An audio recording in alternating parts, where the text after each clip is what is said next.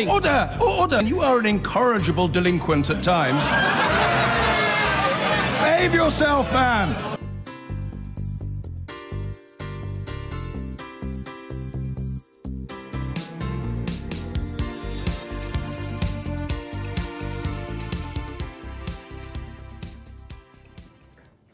This is All Out Politics. Going to talk about Brexit in a moment, and that is exactly what Scotland's First Minister Nicola Sturgeon is doing at the moment, and we can cross now live to Edinburgh.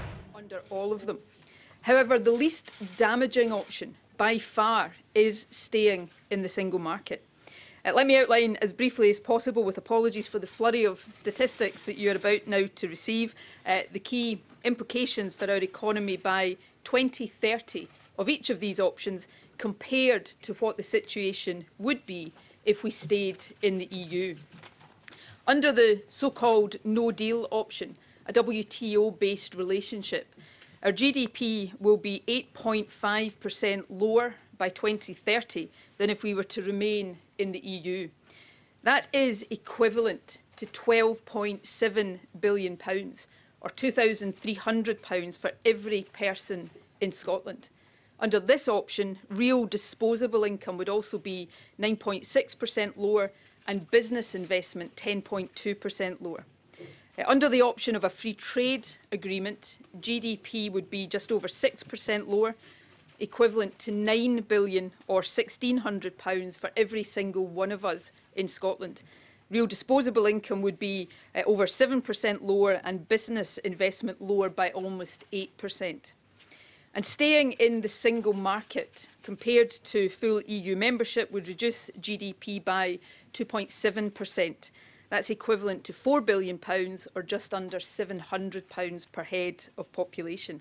Under this option, real disposable income would be 1.4% lower and business investment lower by just under 3% than if we were to stay in the EU.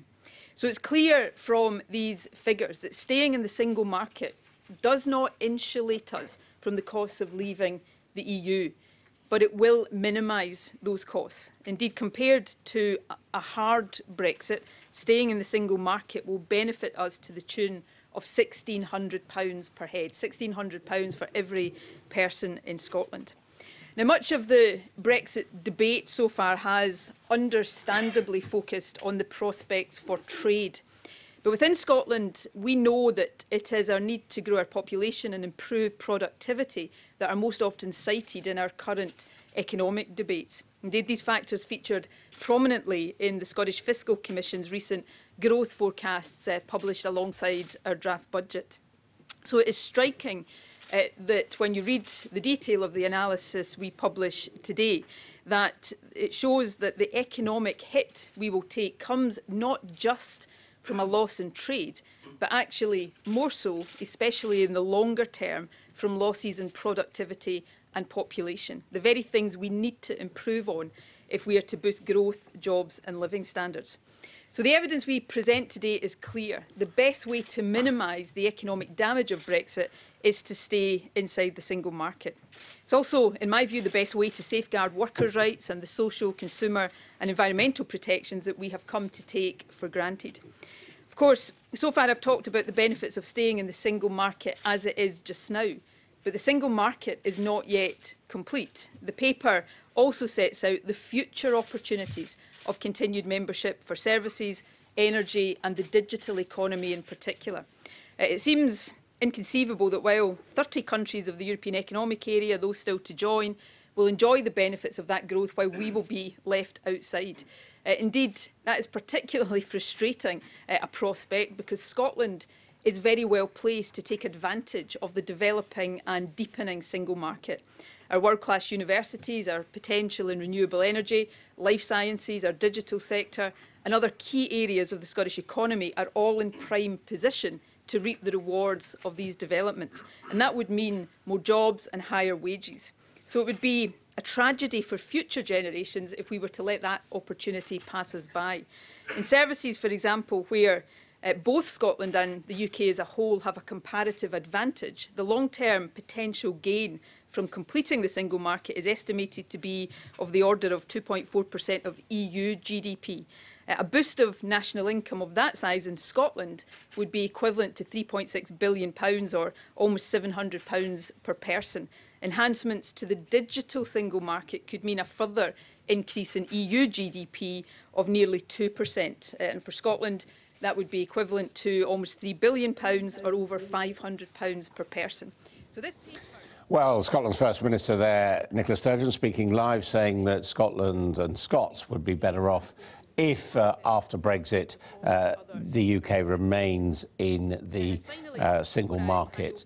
Well, here to talk about that, I'm joined by two MPs. They are the Conservative Kwasi Kwarteng and Labour's Stephen Kinnock. Welcome to you both. Well, what do you think of that argument? I mean, she's got statistics there. She says staying in the single market be worth about £1,600 There's nothing ahead. that she said on the screen that I haven't heard 18 months ago. We had a huge debate. We had 4 months ahead of the referendum when all the politicians, yourselves, the journalists, were talking about Brexit. We had the Treasury forecast, we had the George Osborne so-called punishment budget, we had all of that. And the country decided 52-48 to leave the EU. Nothing that she said just now in any way adds anything new to that debate. And in fact, I think it's incredibly negative. I think she can't look forward. And actually, if you look at her results last year in the general election, her party performed worse than any other party in the UK. So I think she's got her own issues to look to. And still got more MPs in Scotland than anybody else. Well, she lost 21 MPs. She lost more than a third of their MPs, which was a disaster compared to any other party. There's no question that we're leaving the EU. It's not about whether or not we leave, it's about how we leave.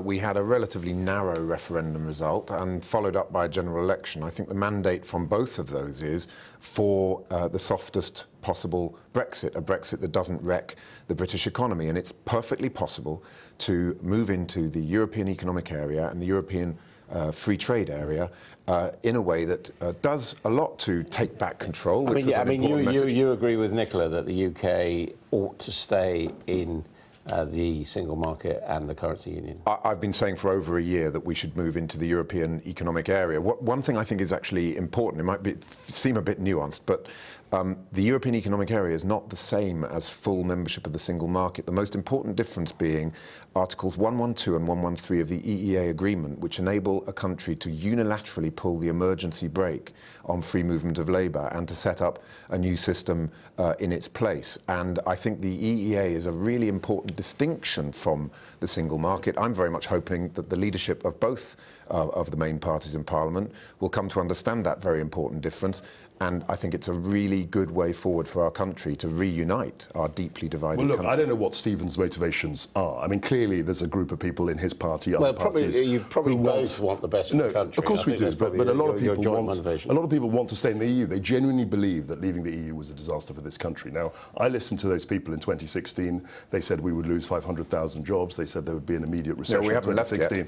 Nothing happened. Nothing happened. To be fair to George Osborne and his team, there was an emergency budget. That budget was for 2016. It wasn't for when we left. There was an immediate impact assessment, which was completely wrong. Which was forgive me. I mean, I didn't realise you were on his side. No, I'm not on his side. But what I want to say is that we're going to leave, as you say, and I think that what Brexiteers want, what people want, is to have sovereignty over freedom of movement. We want to get our money back. We want to control the money, and it's very likely that we will do that. And we also want to control our laws. Now, any situation in which the ECJ has jurisdiction over and above our parliamentary sovereignty is something which will be resisted. Now, we don't know what the terms of the deal will be, and I know that Stephen's motives are good, but there are some people who want to drag us back by hook or crook into the EU, and that isn't an option. I know it's not the outcome that you desire, but in your view, would being in the European Economic Area be compatible with leaving the EU? I don't see how it is, because you've got jurisdiction of the ECJ. You are essentially a rule taker. It's the EFTA. Can I just one point of clarification? I'll let you finish then. Sorry.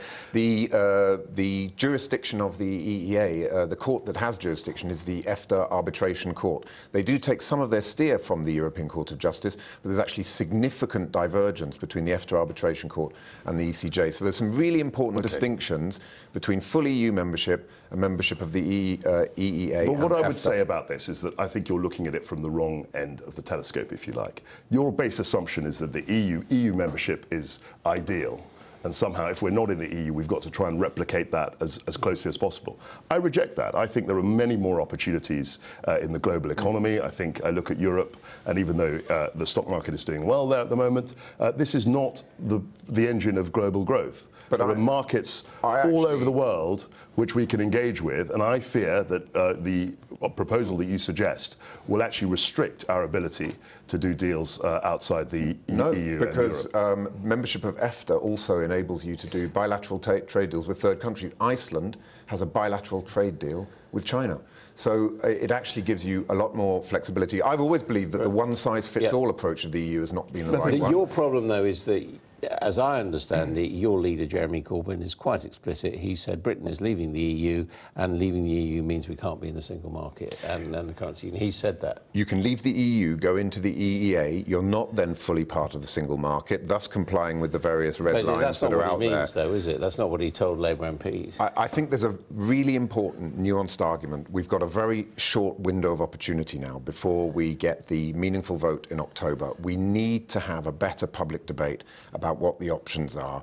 I'm like a broken record on this. I've been talking for well over a year about the advantages of the EEA and EFTA. Yeah.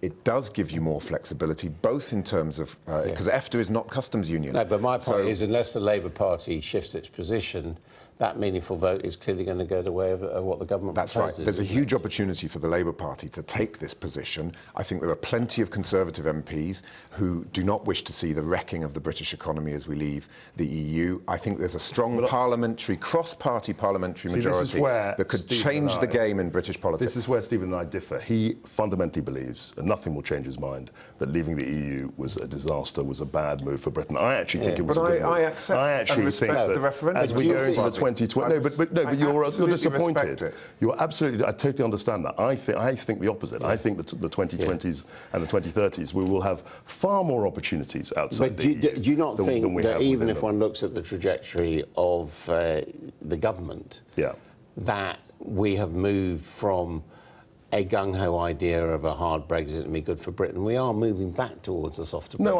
I don't agree with that at all. I think what's happened is that after the initial vote, we've actually got a government which has a mandate to deliver on the vote. And of course, it was pretty obvious that leaving the EU. I mean, I speak to constituents, and they were saying, "How long is this going to take?" And I said, "This is before the vote, 2 to 4 years." And they accepted that. They accepted the fact that we were in the EU for 46 years, and given that it's a divorce, it will take. We're not going to be able to do that immediately. Can I ask you a hypothetical? If Stephen Kinnock were to prevail and the deal were to be to stay in the European Economic Area, would you vote for that or against that? I have to look at what the terms of the deal are, because as he said, there's not going to be an off-the-shelf deal. It'll be a bespoke deal. There'll be details in that deal, which we'll have to look at the time. So you could go either way? Well, you can't tell me, you can't ask me in 6 months ahead of what's going to happen, how I'm going to vote. I don't know what the details will be. I think we just need to start framing the argument now. We need a clear position from the Labour Party that we need a Brexit based on EEA, EFTA. A Canada deal is just not good enough, because a Canada-based deal doesn't cover services. 80% of the British economy is in services. Do you think the Labour Party is going to change its position? I really hope so. I will be doing my damnedest to make that argument to our front bench and to our leadership, and I really hope that when we come, that meaningful vote in October will be the most important vote in Parliament in living memory, arguably.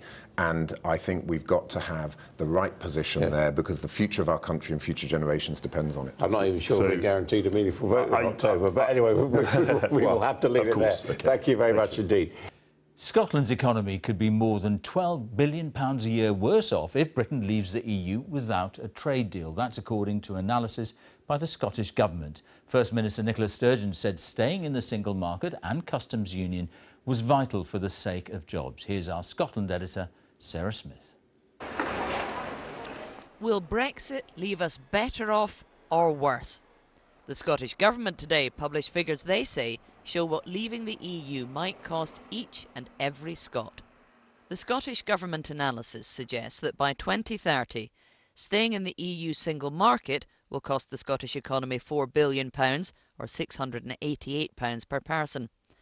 A free trade agreement similar to Canada's deal with the EU would cost the Scottish economy £9 billion, or £1,610 per person, while reverting to WTO trading rules would cost the economy nearly £13 billion, or £2,263 per person. These figures relate specifically to the Scottish economy, but they are very much intended to persuade people and politicians across the whole of the United Kingdom that the UK could stay in the EU single market once we've left the European Union itself. Staying in the single market is the only option that makes sense. Theresa May has been incredibly clear from the beginning that she believes the UK has to leave the single market. Do you really think you'll change her mind? I don't want to be facetious. I mean, who knows whether Theresa May will even be Prime Minister by the time these negotiations conclude. You know, the House of Commons can, if it chooses to, decide not to allow Theresa May to go down the road that is in her narrow party political interest to go down. The UK government dispute the figures. Anybody can make end-of-the-world type predictions, but rather than focusing on the most negative scenario, what we should be doing is working together to get the best possible deal. Cathy and Alistair Cunningham represent the great Brexit divide. She voted to leave, he to remain. What do they make of today's figures? The SNP is making the case for Scotland and trying to get as good a deal as possible for Scotland and the rest of the UK, but particularly for Scotland. But I don't think it would be a good deal if you're half in and half out. In 5 years' time, we'll all be laughing about the fact that we all said we were going to hell in a handcart. And so the debate goes on in the Cunningham family and far beyond. Sarah Smith, BBC News, Hawick. Now, it's not a new question, I grant you, but how do you quantify the effect of the UK leaving the European Union without a trade agreement? Well, it's something the government has struggled with, I think it's probably fair to say, and let's face it, just about every living politician has had his or her view on it. But the Scottish Government has worked out how it thinks it will be affected. First Minister Nicola Sturgeon said leaving the EU without a trade deal could cost the Scottish economy as much as £12.7 billion a year by 2030. That's the equivalent of £2,300 annually for each and every Scot. But the report said that if the UK stayed in the single market, as the SNP has argued, the cost would drop to £4 billion, or just under £700 per person.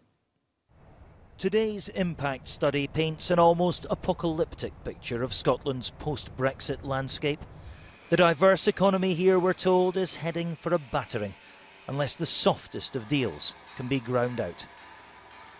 Nicola Sturgeon says the figures should frighten the whole country. She believes the majority of Westminster MPs want to stay in the single market and the customs union. She's calling on them to ignore their party leaders and act now. The forces within Labour in this direction are getting louder. So I believe that majority is there.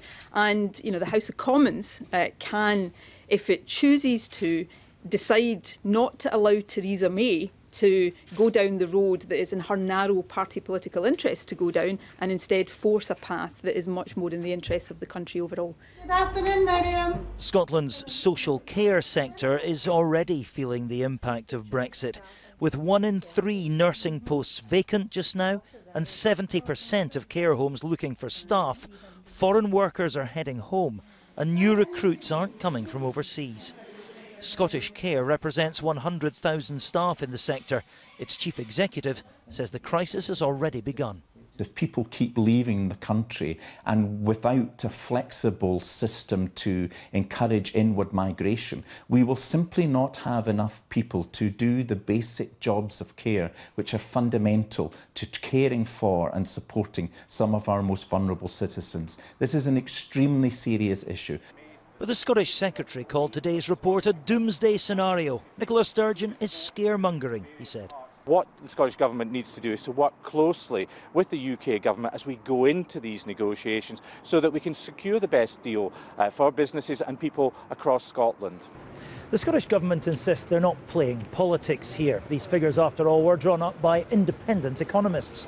But they do paint a very bleak picture of Scotland post-Brexit, and that will inevitably stir up fresh mutterings of another vote on independence. Fresh storms are brewing here. that much at least is certain. The first gusts may already have arrived. Martin Geisler, News at 10, Glasgow.